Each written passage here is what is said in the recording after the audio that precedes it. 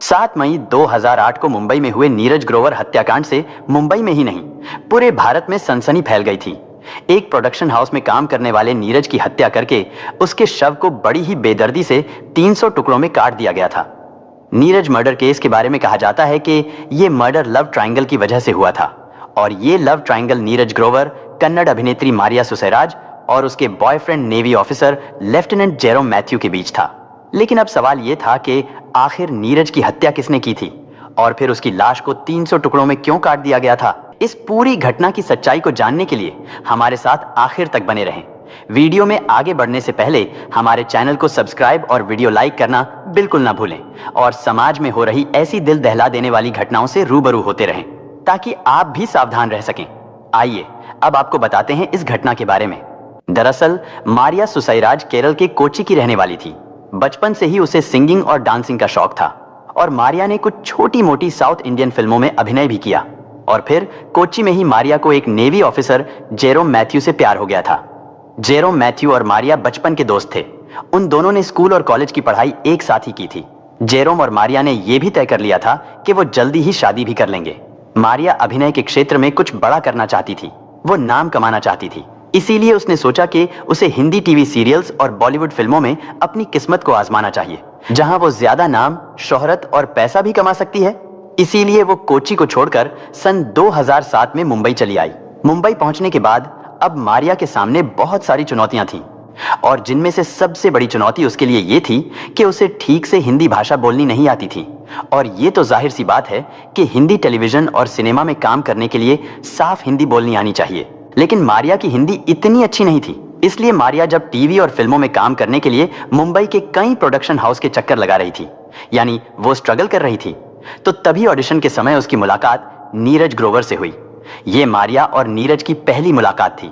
नीरज ग्रोवर कानपुर के एक सामान्य परिवार से आते थे और लगभग 25 साल के युवा नीरज ग्रोवर से उनके परिवार वालों को बड़ी आशा थी। नीरज के पिता अमरनाथ ग्रोवर एक छोटे व्यापारी थे।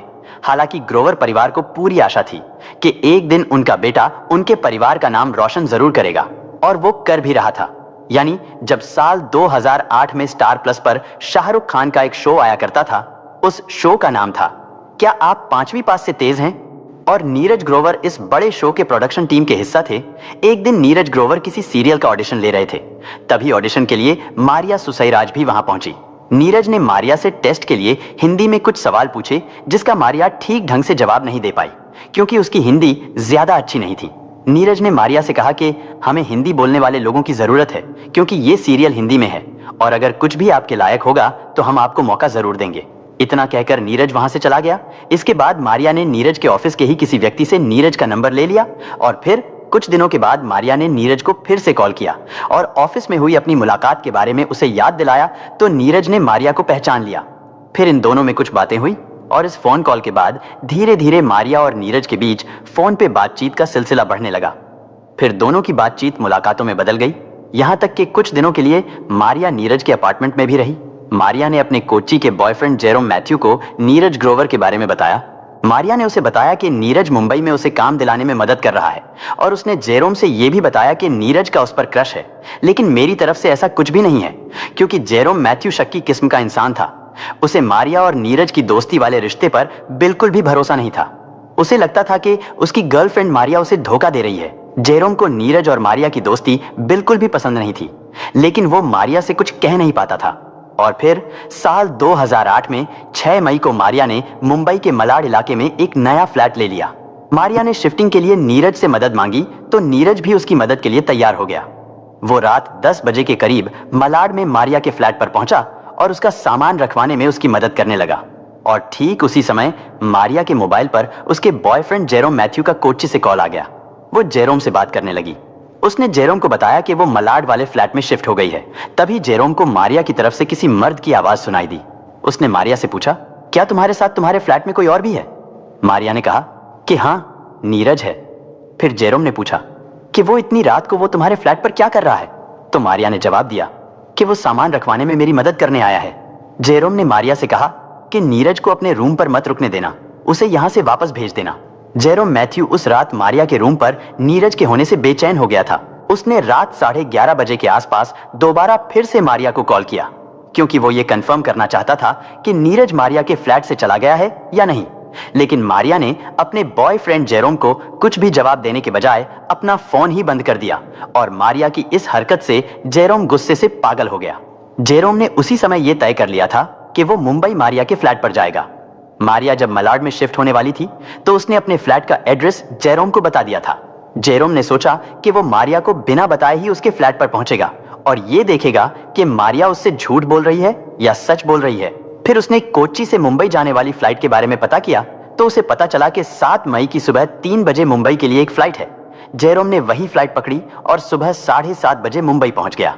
फिर वो वहां से सीधे मारिया के फ्लैट पर पहुंचा और उसने दरवाजे की बेल बजाई, लेकिन दरवाजा खोलने कोई भी नहीं आया। उसने दोबारा बेल बजाई और इस बार मारिया उठी। फिर उसने दरवाजा खोला। दरवाजा खोलते ही उसने सामने जो देखा उसे देखकर उसका दिल धड़कना भूल गया, क्योंकि दरवाजे पर उसका बॉयफ्रेंड जेरोम मैथ्यू खड़ा था।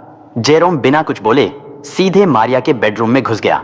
बेडरूम में वो जो देखना चाहता था उसे वही दिखाई दिया, यानी नीरज ग्रोवर मारिया के बेडरूम में ही था।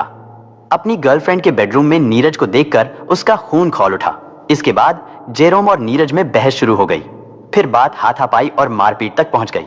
जेरोम गुस्से में मारिया के किचन से एक चाकू उठा लाया और उस चाकू से नीरज ग्रोवर के ऊपर ताबड़तोड़ वार करना शुरू कर दिए।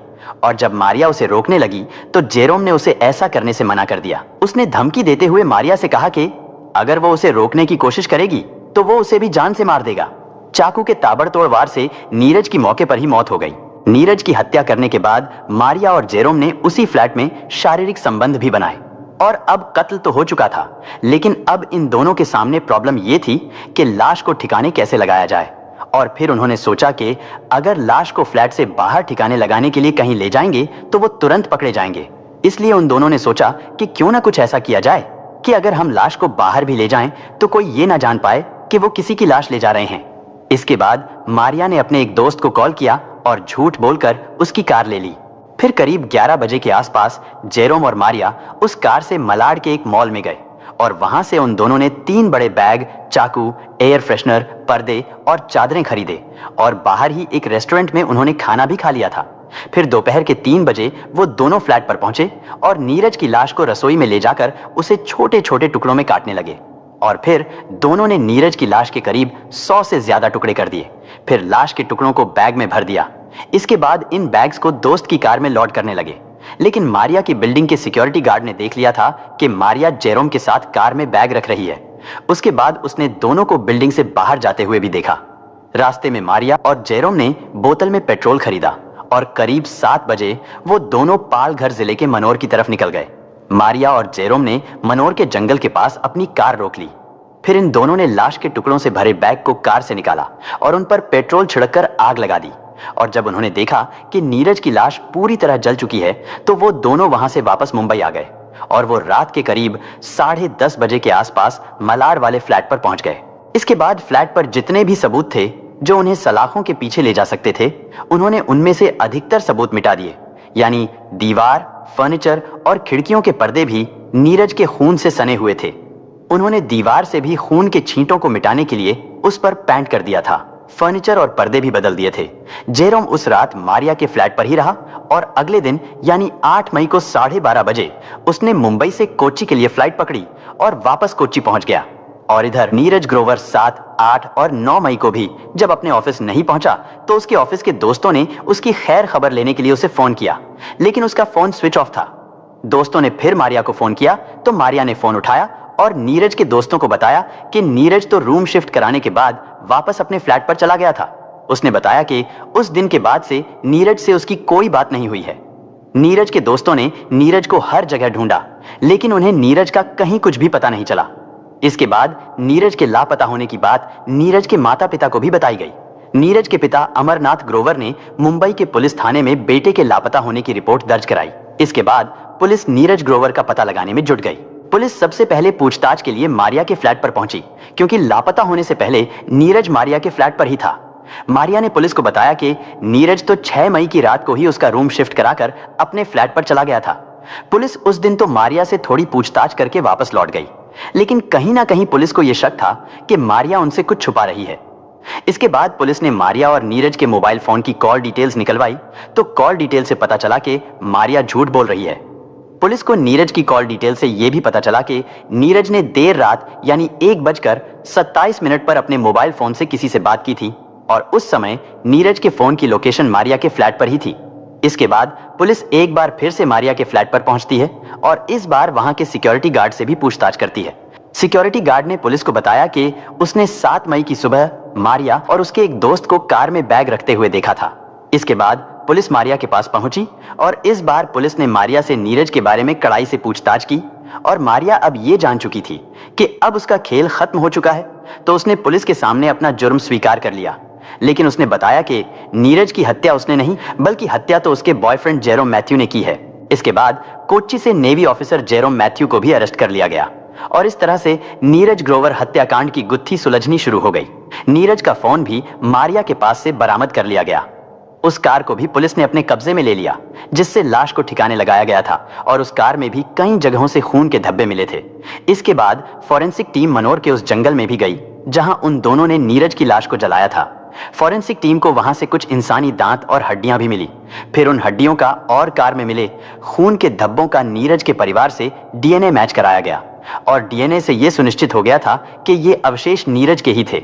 इसके बाद इन सारे सबूतों को कोर्ट में पेश किया गया और फिर इस घटना के 3 साल बाद 11 जुलाई साल 2011 को मुंबई सेशन कोर्ट ने दोनों पक्षों की दलीलें सुनकर और सभी गवाहों और सबूतों के आधार पर अपना फैसला सुनाया।